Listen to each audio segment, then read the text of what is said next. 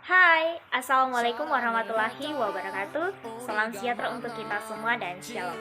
Pertama-tama, perkenalkan, nama saya Anastasia Rendabatu dengan nomor Stanbook A251-21023 dari Program Studi Pendidikan Kimia, Fakultas Keguruan dan Ilmu Pendidikan, Universitas Tadulako. Dalam video ini, saya akan membahas materi yang berjudul Isu-isu nasional dan global di bidang ekonomi. Apa itu isu? Isu atau rumor atau desas-desus adalah suatu konsekuensi atas beberapa tindakan yang dilakukan oleh satu atau beberapa pihak yang dapat menghasilkan negosiasi dan penyesuaian sektor swasta. Kasus pengadilan sipil dan kriminal dapat menjadi masalah kebijakan publik melalui tindakan legislatif atau perundungan. Itu menurut Hainsworth dan Mack.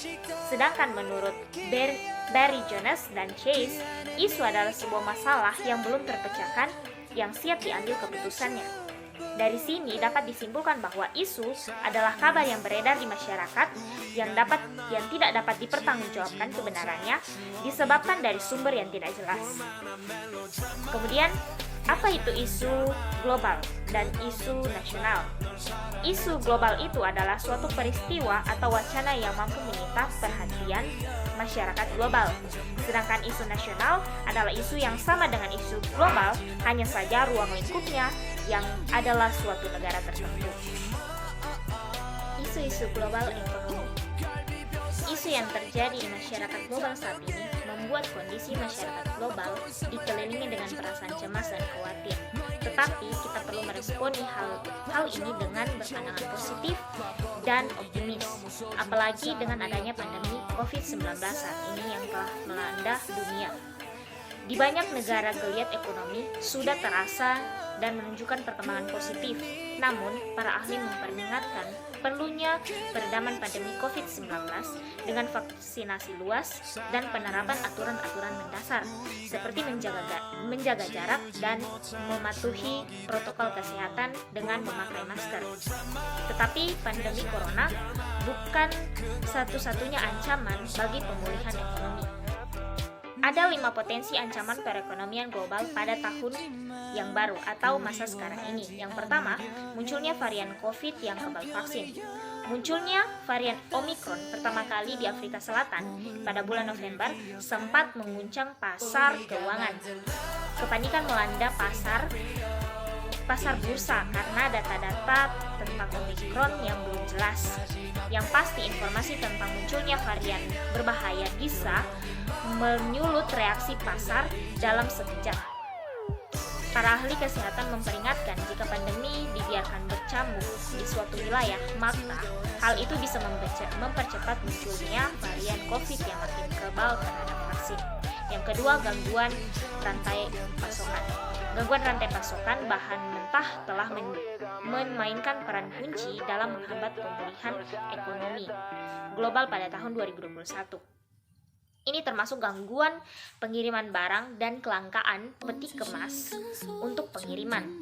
Lonjakan permintaan secara mendadak terjadi karena lockdown hampir bersamaan di berbagai wilayah, membuat produsen berlomba-lomba untuk mendapatkan komponen dan bahan baku.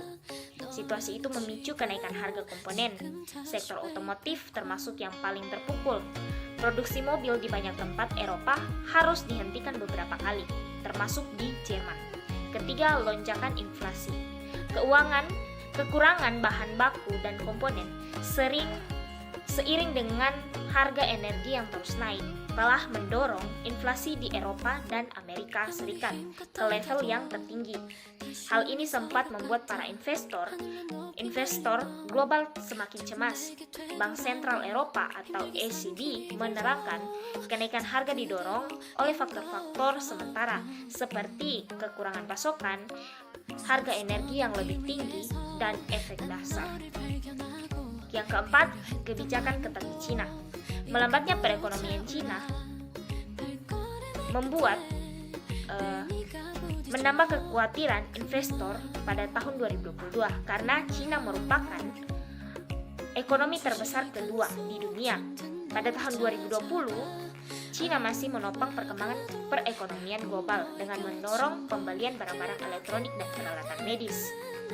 Namun belakangan ini, tiba-tiba Cina memperketat pengawasan kepada perusahaan-perusahaan maupun pengusaha yang sukses besar, seperti raksasa teknologi Alibaba dan Tencent. Di pihak lain, kasus raksasa properti Evergrande yang terlilit hutang besar dan praktis bangkrut hanya dalam hitungan hari, membuat pemerintah Cina ingin tetap mengendalikan perusahaan-perusahaan swasta dan menguasainya dengan ketat. Kemudian yang kelima, ketegangan geopolitik. Saat ini, dunia tengah gempar membahas tentang perang antara Rusia dan Ukraina. Bukan hanya krisis pandemi dan krisis iklim yang merupakan krisis dua besar di dunia, tetapi ketegangan geopolitik belakangan ini makin meruncing. Pengerahan puluhan ribu pasukan Rusia di kawasan perbatasan ke Ukraina mengingatkan dunia ke masa-masa perang dingin yang memecah Eropa menjadi dua blok militer. Kemudian, isu-isu nasional ekonomi.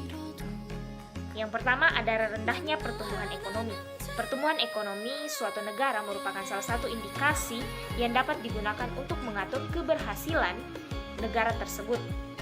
Lambatnya pertumbuhan ekonomi juga dipengaruhi seperti sekarang ini dengan isu naiknya harga minyak dunia. Kenaikan harga minyak dunia merupakan akibat langkahnya minyak mentah. Kelangkaan disebabkan menipisnya cadangan minyak serta terhambatnya distribusi minyak. Kenaikan harga minyak menyebabkan harga barang pokok lain ikut naik. Akibatnya, daya beli masyarakat menjadi kurang dan terjadi penurunan kegiatan ekonomi masyarakat. Yang kedua adalah kemiskinan. Kemiskinan merupakan keadaan masyarakat yang tidak mampu memenuhi kebutuhan hidupnya, kebutuhan sehari-hari seperti pakaian, bahan pokok, makanan, tempat tinggal, dan pendidikan, terutama adalah kesehatan. Yang ketiga adalah pengangguran. Secara umum, pengangguran diartikan sebagai angkatan kerja yang tidak bekerja. Pengangguran merupakan rantai masalah yang dapat menimbulkan beberapa permasalahan pada suatu negara. Kemudian, yang keempat, kesenjangan penghasilan. Penghasilan digunakan masyarakat untuk memenuhi kebutuhan dasar hidupnya. Dalam masyarakat, untuk memenuhi berbagai kebutuhannya, di dalam masyarakat sendiri terdapat kelompok masyarakat yang berpenghasilan tinggi dan kelompok masyarakat yang berpenghasilan rendah. Masyarakat yang berpenghasilan tinggi mampu memenuhi kebutuhan hidupnya, tapi masyarakat yang berpenghasilan rendah tidak mampu memenuhi kebutuhan hidupnya, meskipun kebutuhan yang paling dasar.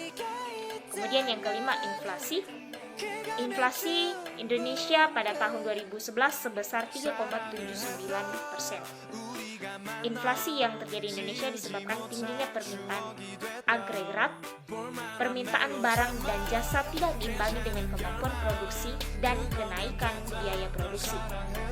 Kemudian yang keenam, hutang luar negeri. Indonesia memiliki hutang luar negeri yang sangat banyak, yakni lebih dari 1.000 miliar US dollar. Setiap kementerian mempunyai hutang. Indonesia adalah negara dengan hutang luar negeri terbesar ketiga di dunia setelah Brasil dan Meksiko. Kemudian yang ketujuh, defisit anggaran. APBN Indonesia selalu mengalami defisit. Defisit adalah saat kenaikan ketika anggaran belanja lebih tinggi dari anggaran pendapatan. Yang kedelapan, ketidakmampuan industrial. Indonesia adalah salah satu industri yang kebanyakan hanya merakit barang saja. Kalaupun ada industri besar, industri tersebut pasti milik negara asing. Perindustrian masih sangat bergantung pada ekonomi, bahan baku, dan teknologi asing. Padahal kita memiliki sumber daya yang sangat banyak, yang sangat besar. Namun karena kita tidak dapat mengelolanya dengan baik, maka kita harus meminta bantuan negara asing. Kemudian kesembilan, ketidakmampuan mengelola sumber daya manusia. Walaupun penduduk Indonesia terbanyak keempat di dunia, namun kualitasnya masih sangat buruk. Sehingga Indonesia selalu kekurangan para ahli dan harus mendatangkan dari luar negeri. Kemudian ke-10, penguasaan iptek yang kurang. Penguasaan IMTEK di Indonesia masih sangat kurang, disebabkan karena jumlah tenaga ahli di Indonesia masih sangat sedikit. Kalaupun ada, mereka akan lebih memilih bekerja di luar negeri karena penghasilannya yang jauh lebih tinggi. Kemudian ke-11 itu karena adanya korupsi. Korupsi menjadi salah satu masalah serius di negeri ini. Hampir di semua bidang terjadi suap menyuap, baik itu kelas teri maupun kelas kakap. Akibatnya macam-macam, mulai dari program pemerintah yang menjadi kacau, penegakan hukum menjadi lemah, dan pemborosan. Kemudian 12 itu adalah masalah pangan. Ketidakmampuan pemerintah dalam mengendalikan harga pangan membuat harga pangan terus meroket, terutama sembako. Ditambah lagi dengan semakin sempitnya lahan pertanian akibat alih fungsi lahan. Sangat ironis memang, mengingat Indonesia adalah negara agraris yang sangat subur. Kesenjangan petani yang kurang diperhatikan menjadi salah satu penyebabnya. Untuk memenuhi kebutuhan pangan saat ini, pemerintah harus mengimpornya dari luar negeri. Kemudian ke-13, yang terakhir adalah pembangunan yang cenderung tersentralisasi. Indonesia memang sedang padat-padatnya pembangunan, tetapi sangat disayangkan adalah kenapa hanya kawasan saja yang dibangun, sedangkan daerah lain ditinggalkan begitu saja. Hal ini menyebabkan terjadinya kesenjangan sosial dan daerah perkotaan menjadi semakin padat. Jika pemerintah melakukan pembangunan secara merata, maka di setiap daerah akan berkembang lebih cepat dan itu juga bisa memperkuat kemajuan Indonesia. Demikian materi yang dapat saya sampaikan. Saya ucapkan banyak terima kasih karena telah menonton video saya ini. Jangan lupa like, subscribe, dan komen video saya. Terima kasih, sampai jumpa kembali di video-video selanjutnya.